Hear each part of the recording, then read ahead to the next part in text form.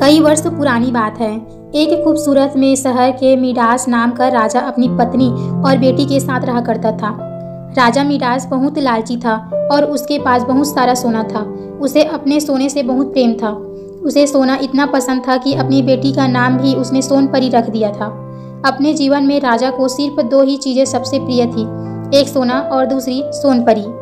वह अपना सारा सोना एक तहखाने में रखता था और हर रोज उसे गिनता था। उसकी इतनी आदत पड़ गई थी कि रानी कह रही थी कि महाराज, आप ऐसे हर रोज अपना सोना गिनेंगे तो एक दिन यह सारा सोना गायब हो जाएगा।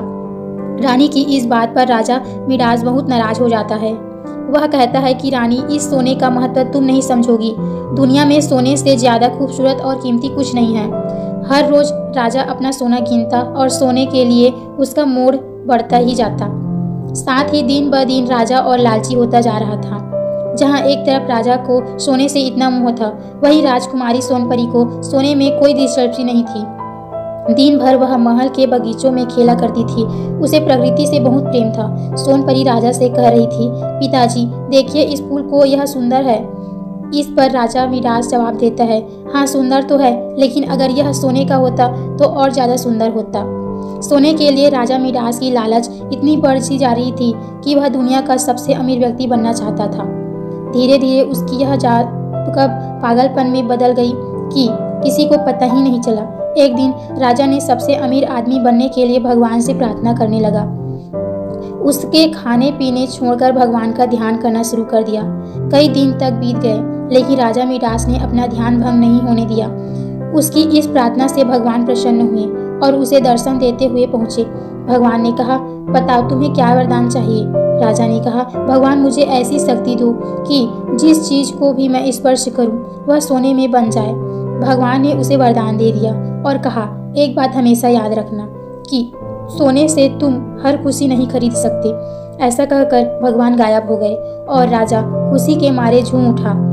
वह महल की हर छोटी छोटी चीजों को छूने लगा। कुर्सी, मेज, गमले, पलंग, हर वस्तु सोने में बदलती जा रही थी। राजा बगीचे में पहुंचा और पेड़ पौधों व फूल को छूकर सोने का बना दिया। इतनी भाग दौड़ करने की वजह से राजा मिडास थक गया और उसे भूख लगने लगी। वह खाना खाने के लिए महल में गया और अपने सोने की कुर्सी व मेज पर बैठ गया। मेज पर कई प्रकार की पकवान, मिठाई और फल रखे हुए थे, जिन्हें देखकर राजा मुंह में पानी आ रहा था। जैसे ही राजा ने पकवान खाया तो उसका सामने एक दांत टूट गया।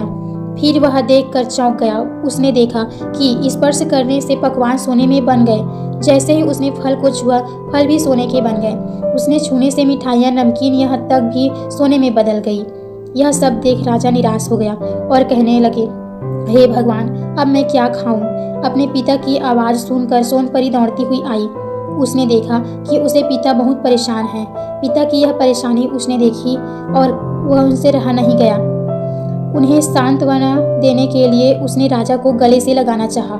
इससे पहले कि राजा कुछ वह पाती, राजकुमारी सोनपरी ने राजा को छू लिया और छूते ही वह भी सोने में बन गई।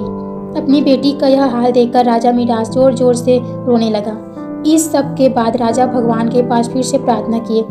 जब भगवान प्रकट हुए तो राजा ने कहा, हे ईश्वर, मुझे यह वरदान नहीं चाहिए। मैं लालची हो गया था, लेकिन अब मुझे गलती का एहसास हो गया। कृपया करके यह सहायता करें। राजा की बात सुनकर भगवान ने वरदान वापस ले लिया और सब कुछ पहले की तरह हो गया। राजकुमारी सोनपरी फिर से बगीचे में खेलने लगी और उसके साथ राजा मिडास भी प्रकृति का आनंद उठाने लगे। इसके बाद राजा ने अपने तहखाने पर ताला लगा दिया और हर रोज सोना गिनना भी बंद कर दिया।